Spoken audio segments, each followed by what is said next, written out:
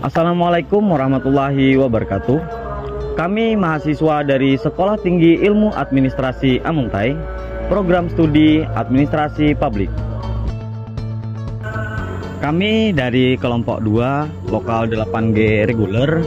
Di sini kami akan mempresentasikan hasil diskusi dari kami yang berjudul Teknik-teknik Pengambilan Keputusan. Baiklah, sebelum kalian menyaksikan isi materi presentasi kami, di sini kami dari kelompok 2 akan menampilkan anggota dari kelompok kami.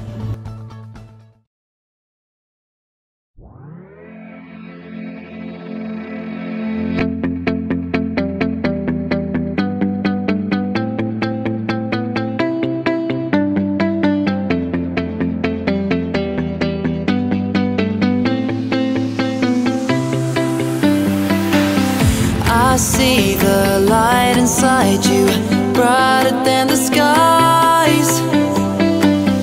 Hold on, just let us escape and fly away tonight. We have the world in our sight, and I know together we'll be alright. Can you see forever we will go?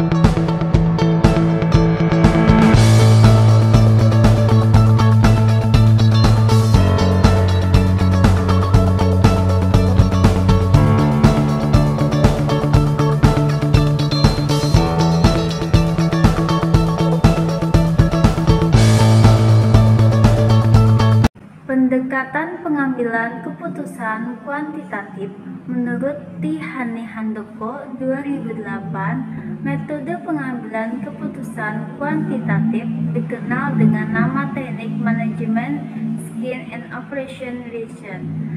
Riset operasi menggambarkan, memahami, dan memperkirakan perilaku berbagai sistem yang kompleks dalam kehidupan manusia.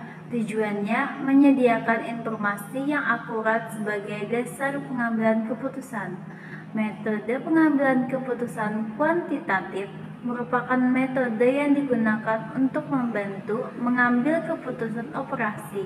Adanya metode pengambilan keputusan kuantitatif, maka seorang manajer akan terbantu ketika harus membuat keputusan operasi usahanya. Pendekatan kuantitatif mendasarkan keputusan pada penilaian objektif yang didasarkan pada model matematika yang dibuat. Pendekatan pengambilan keputusan kualitatif. Pendekatan kualitatif adalah pendekatan yang didasari oleh analisis sosial non-matematis yang tidak sampai melakukan perhitungan secara nominal, tetapi keputusan yang dibuat tetap mampu mendapatkan kualitas mendekati ilmiah. Pendekatan kualitatif mengandalkan penilaian subjektif terhadap suatu masalah. Metode kuantitatif dan kualitatif pengambilan keputusan ini sering juga digunakan oleh mahasiswa dalam membuat sebuah penelitian. Alat pengambilan keputusan kualitatif. 1. Intuisi atau ilham, perasaan, feeling yang secara tidak sadar dipengaruhi pengalaman masa lalu, latihan, dan latar belakang pribadi. 2. Fakta, data berdasarkan realita. valid dan akurat dipengaruhi imajinasi, pengalaman, dan keyakinan dalam penafsiran fakta-fakta. 3. Pengalaman. Kejadian masa lalu sebagai petunjuk membantu menjawab apa yang harus dilakukan dalam situasi tertentu. 4. Opini. Pendapat yang didasari logika berdasarkan analisis situasi yang cermat. Model pengambilan keputusan kreatif. Kreativitas merupakan sesuatu yang terjadi ketika kita mampu mengatur pikiran kita sedemikian rupa, yang siap mengarah pada pemahaman yang berbeda dan lebih baik dari subjek atau situasi yang sedang kita pertimbangkan. Jika ternyata dalam penerapan dan pelaksanaan keputusan tidak tepat atau gagal dalam pelaksanaannya, masih tersedia ide, gagasan, atau cara pemecahan lain yang dihasilkan oleh para pemimpin, manajer, atau anggota organisasi lainnya dalam pertemuan kreatif mereka. Disinilah letak pentingnya berpikir kreatif dalam mengambil keputusan. Pengambilan keputusan partisipasi. Partisipasi secara teoritis akademis dalam proses pengambilan keputusan merupakan rencana strategis organisasi sebagai salah satu persoalan utama dalam pengambilan keputusan. Penggunaan teknik pengambilan keputusan partisipasi ini bertujuan untuk pergantian akuntabilitas atau mengabaikan tanggung jawab dari atas kepada pusat kekuatan staf, membuat sederhana pembagian pengambilan keputusan kepada yang lain. Menurut Engkoswara dan Komariah, ada dua tipe pengambilan keputusan, antara lain 1. Keputusan terprogram, yaitu keputusan yang dibuat berdasarkan kebijakan, prosedur, atau peraturan dan kebiasaan yang dilakukan. 2. Keputusan tidak terprogram, yaitu keputusan yang berawal dari masalah khusus yang tidak biasa, spesifik, dan tidak terliput oleh kebijakan yang ada, sehingga perlu penanganan tersendiri dengan waktu yang cukup, dengan teknik yang tepat untuk menganalisis masalah. Pengambilan keputusan modern.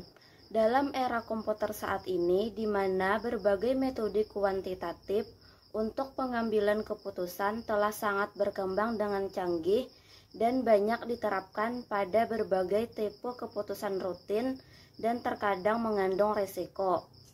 Bagaimanapun juga, hasil perhitungan kuantitatif seharusnya digunakan hanya sebagai salah satu pertimbangan atau informasi dalam pengambilan keputusan, terutama untuk keputusan dasar dan mengandung risiko atau ketidakpastian. Fungsi teknik modern menawarkan bantuan bagi manajemen dalam menghadapi tantangan yang memerlukan tipe-tipe keputusan tersebut, di mana hal ini dapat sepenuhnya didasarkan pada metode kuantitatif. Pengambilan keputusan manuat. Proses manuat pada dasarnya merupakan proses rasional dalam pengambilan keputusan. Proses ini dikembangkan oleh Kapner dan Trego dengan menerapkan 4 proses dasar yang rasional dalam penggunaan dan penyebaran informasi mengenai masalah organisasi, yaitu 1. Menilai dan menjelaskan, 2. Sebab akibat, 3. Melakukan pilihan, dan keempat, mengantisipasi masa depan. Oleh karena itu, prosesnya juga dibedakan menjadi 4 tipe. 1. Analisis situasi. Analisis ini lebih sebagai teknik evaluatif, memungkinkan para manajer menggunakan sebaik mungkin analisis lainnya sebagai teknik analitis. 2. Analisis persoalan. Persoalan rasional, kedua yang didasarkan pada pola berpikir sebab akibat. 3. Analisis keputusan. Analisis keputusan ini didasarkan pada pola berpikir penentuan pilihan. 4. Analisis persoalan potensial. Proses rasional yang didasarkan pada antisipasi kita terhadap peristiwa yang mungkin terjadi dan yang dapat terjadi di masa yang akan datang. Jadi itu tadi isi materi dari kelompok kami yang dibacakan oleh teman-teman saya, dan di sini saya akan membacakan kesimpulan dari materi presentasi kelompok kami dengan judul teknik-teknik pengambilan keputusan, di mana teknik-teknik pengambilan keputusan ini dapat menggunakan pendekatan pengambilan keputusan kuantitatif dan pendekatan pengambilan keputusan kualitatif. Dengan model pendekatan keputusan kreatif, menggunakan pengambilan keputusan partisipasi, pengambilan keputusan modern, dan juga pengambilan keputusan proses min-out. Jadi banyak cara untuk menggunakan teknik-teknik pengambilan keputusan. Jadi mungkin itu saja kesimpulan dari materi kelompok kami. Semoga bisa bermanfaat untuk kita semua. Terima kasih. Baiklah, itu tadi isi materi presentasi dari kelompok kami.